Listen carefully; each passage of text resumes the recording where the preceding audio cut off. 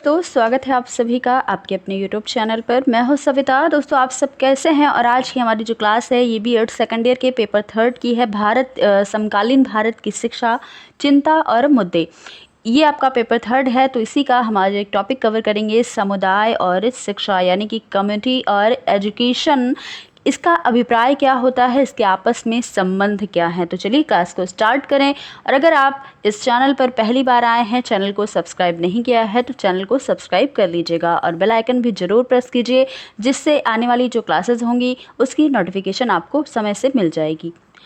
तो जानेंगे सबसे पहले समुदाय यानी कि कम्युनिटी जो है, इसका अर्थ क्या होता है।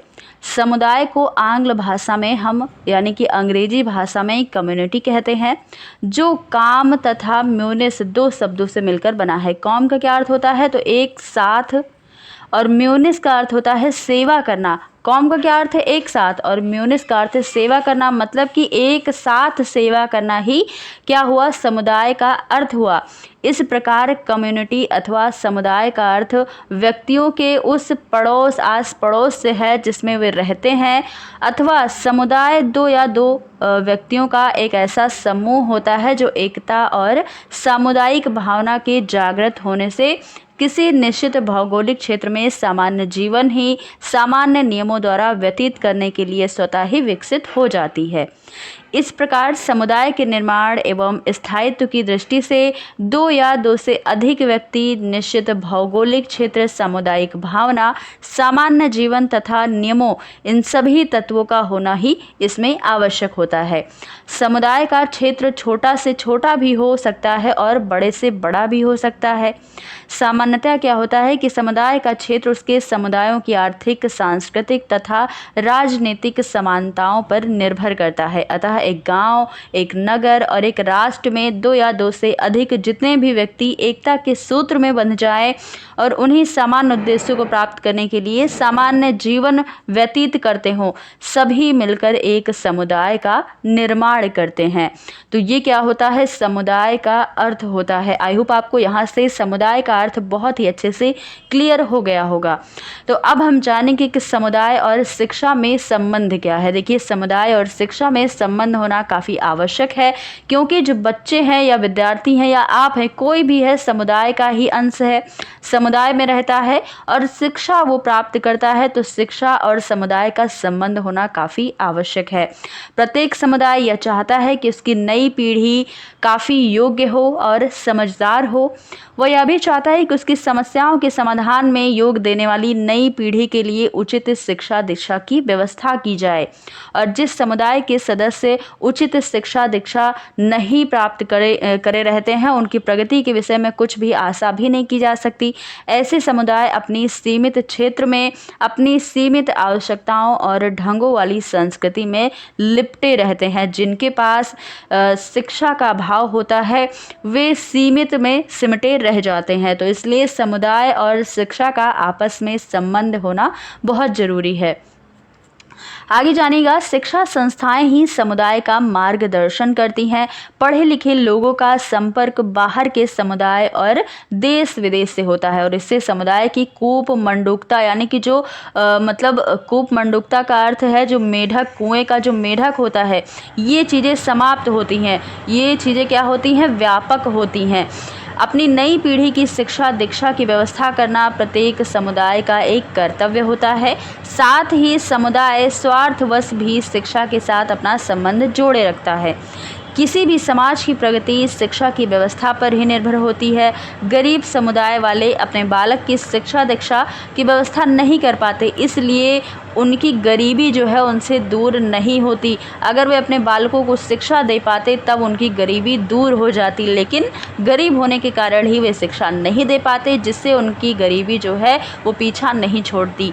आगे देखिएगा, शिक्षा समुदाय की आवश्यकताओं और समस्याओं की पूर्ति एवं समाधान में भी पर्याप्त योगदान देती है। शिक्षित आदमी की आवश्यकताएं अशिक्षित आदमी की अपेक्षा अधिक होती हैं। जाहिर सी बात है कि जो आदमी शिक्षित होगा उसकी आवश्यकताएं और अशिक्षित आदमी की जो आवश्यकताएं हैं वो कम है और शिक्षित आदमी की आवश्यकताएं ज़्यादा होती हैं। और इन आवश्यकताओं को बढ़ने और उनको पूरा करने के लिए आदमी के रहन सहन का स्तर ऊंचा उठता है। इस प्रकार समस्याएं जीवन की प्रगति के साथ घनिष्ठ संबंध रखती हैं। जिस समुदाय या व्यक्ति की समस्याएं जितनी ही शीघ्रता से सुलझती हैं वह उतनी ही प्रगति करता है। साथ ही प्रत्येक समुदाय और समस्याओं के समाधान के लिए योग्य व्यक्तियों की अपेक्षा करता है और योग्य आदमी शिक्षा के द्वारा ही तैयार किए जाते हैं।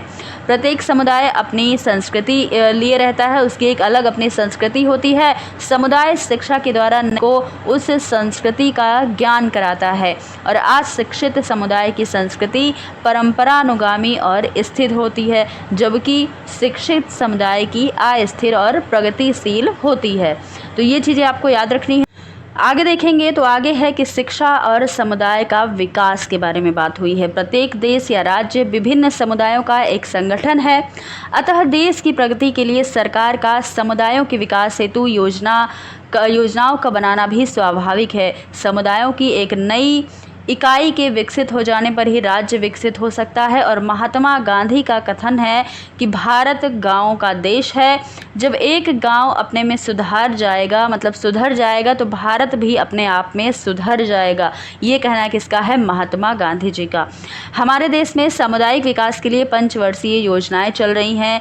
कुछ समुदायों को मिलाकर एक विशेष क्षेत्र बनाया गया है। उन विकास क्षेत्रों में एक एक क्षेत्र विकास अधिकारी और अन्य सहायक क्षेत्र विशेष अधिकारी और ग्राम सेवक होते हैं, लेकिन इस शासकीय प्रयासों से पर्याप्त सफलता नहीं प्राप्त हो पाई है। वास्तव में क्या हुआ है कि समुदायों का विकास तभी हो सकता है जब उनमें स्वयं विकास करने की प्रवृत्ति पैदा हो, और इस प्रवृत्ति के विकास में सबसे ज़्यादा इम्पॉर्टेंट है कि उन्हें शिक्षित किया जाए। उन्हें जब तक हम शिक्षा नहीं देंगे तब तक वे स्वयं में विकास नहीं कर सकते हैं। इसलिए समुदाय को सबसे पहले शिक्षित करना जरूरी है। आगे है, शिक्षित व्यक्ति अपना विकास जो है ये स्वयं कर सकता है, उसको इस हेतु सलाह देने की आवश्यकता नहीं होती। शिक्षित हो जाने पर गांव के लोग स्वयं अच्छे बीज, अच्छे उपकरण और अच्छे उर्वरक, नवीन विधियों का प्रयोग करने लगते हैं। इस प्रकार समुदाय के विकास का एकमात्र साधन क्या है? तो शिक्षा यानी कि एजुकेशन है। राष्ट्रपिता महात्मा गांधी सामुदायिक जीवन में शिक्षा के महत्व को पूर्ण रूपेण से समझते थे, इसलिए वे शिक्षा के प्रचार और प्रसार को अधिक महत्व दिया करते थे।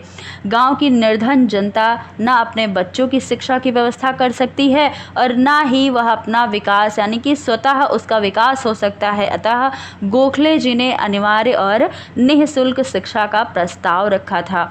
गोपाल कृष्ण गोखले ने। आज भारत को स्वतंत्र हुए 25 वर्ष से भी अधिक समय हो गया है, लेकिन निःशुल्क एवं अनिवार्य शिक्षा की योजना पूर्णतया सफल नहीं हो पाई है। सामुदायिक विकास के क्षेत्र में शिक्षा के योगदान की समीक्षा कुछ शब्दों में प्रस्तुत की गई है, आगे देखेंगे। पहला है कि शिक्षा और समुदाय की आवश्यकताओं की पूर्ति की जाए तो शिक्षा ऐसे कुशल व्यक्तियों का निर्माण करती है जो समुदाय की आवश्यकताओं में पूर्ति में योग देते हैं। समुदाय की सबसे प्रारंभिक आवश्यकता भोजन, आवास यानी कि रोटी, कपड़ा और मकान ही है। समुदाय की व्यावसायिक प्रगति पर ही इन आवश्यकताओं की पूर्ति निर्भर रहती है। शिक्षा सामुदायिक व्यवसायों की प्रगति के लिए व्यक्तियों को प्रशिक्षित करती है और कोई भी व्यवसाय प्रगति तभी तक करता है जब उसके लिए कुशल व्यक्ति हो, अच्छे उपकरण हो और उपयोगी साधन हो, तभी तक कोई व्यवसाय प्रगतिशील हो सकता है। जिस देश में व्यवसाय की शिक्षा की जितनी ही अच्छी व्यवस्था होती है, वहाँ संबंधित उद्योग धंधों को भी उतनी ही अधिक प्रगति मिलती है। दूसरे शब्दों में कहा जाए तो शिक्षित लोग ही समुदाय के उत्तरदायित्व के वहन की क्षमता रखते हैं।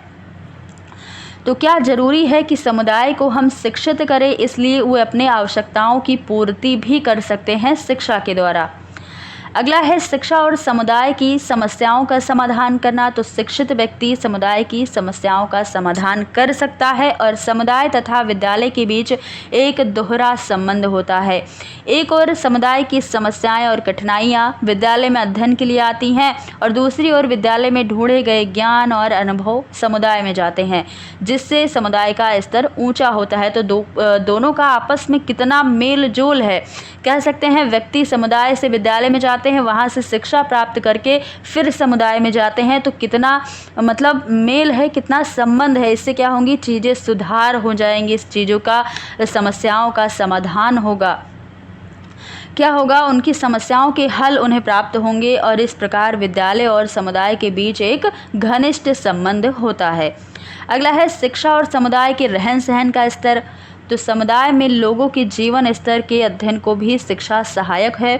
शिक्षा के माध्यम से व्यक्ति न केवल व्यावसायिक एवं आर्थिक क्षेत्र में प्रगति करते हैं वरन उनकी रुचियां भी परिष्कृत होती हैं, उनमें अच्छी आदतों का विकास होता है, रहन सहन में सफाई आती है, हवादार आवास बनाते हैं, व्यवहार में वे सहयोग करते हैं, सहकारिता की भावना आती है और उनके गुण में रहन सहन की भावना भी बदलती है।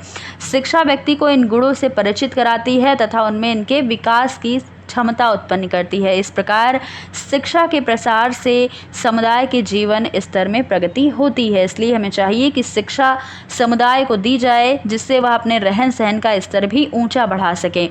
अगला है शिक्षा और समुदाय की संस्कृति की बात। तो समुदाय शिक्षा के माध्यम से अपनी संस्कृति की रक्षा भी कर सकता है। अनौपचारिक शिक्षा के माध्यम से व्यक्ति समुदाय की संस्कृति से परिचित होता है और औपचारिक शिक्षा के द्वारा व्यक्ति अपनी सामुदायिक संस्कृति को प्रगति की ओर ले जाने में सक्षम बनता है। इस प्रकार शिक्षा समुदाय की संस्कृति की संरक्षक एवं उन्नायक दोनों ही है। आगे क्या है, शिक्षा और समुदाय की व्यावसायिक एवं औद्योगिक प्रगति के बारे में देखेंगे। किसी समुदाय की व्यावसायिक और औद्योगिक प्रगति बहुत कुछ उसकी शिक्षा पर ही निर्भर करती है। महात्मा गांधी जी ने अपनी बेसिक शिक्षा प्रणाली में समुदाय के व्यवसाय को पाठ्यक्रम का एक प्रधान विषय बनाया है। व्यवसाय को उन्होंने ज़्यादा महत्व दिया है। उनके अनुसार समुदाय की जनता को आत्मनिर्भर और स्वाभिमानी बनना चाहिए। निसंदेह व्यावसायिक और औद्योगिक शिक्षा व्यक्ति को स्वावलंबी बनाती है और आत्माभिमानी भी बनाती है। जो समुदाय व्यावसायिक शिक्षा या व्यावसायिक प्रगति में जितना ही आगे होता है, आर्थिक दृष्टि से वह व्यक्ति उतना ही स्वतंत्र और समृद्धशाली भी होता है। तो ये सारी चीज़ें जो हैं, ये शिक्षा और समुदाय को आपस में संबंधित करती हैं, आपस में जोड़े रखती हैं। तो इसलिए हमें क्या ज़रूरी है कि हम शिक्षा समुदाय तक पहुंचाएं और लोगों को शिक्षित करें। इसलिए यहाँ पर आपको दिया गया है शिक्षा और समुदाय का आपस में संबंध। ये चीज़ें आपके सिलेबस में है और आपके एग्ज़ाम में आपको देखने को मिलेंगी, इसलिए आप इसको बहुत ही अच्छे से पढ़िएगा, जिससे कि आप अपने एग्ज़ाम में इसे लिख पाएँ। तो दोस्तों, आज की क्लास कैसी लगी बताइएगा ज़रूर। अगर क्लास पसंद आई हो तो ज़्यादा से ज़्यादा आप इसे शेयर कर दीजिएगा। वीडियो पसंद आई तो वीडियो को लाइक कर दीजिएगा और अगर चैनल पर पहली बार हैं, चैनल को अब तक सब्सक्राइब नहीं किया है तो कर लीजिएगा। फिर मिलेंगे अगली क्लास में कुछ नए टॉपिक के साथ। धन्यवाद।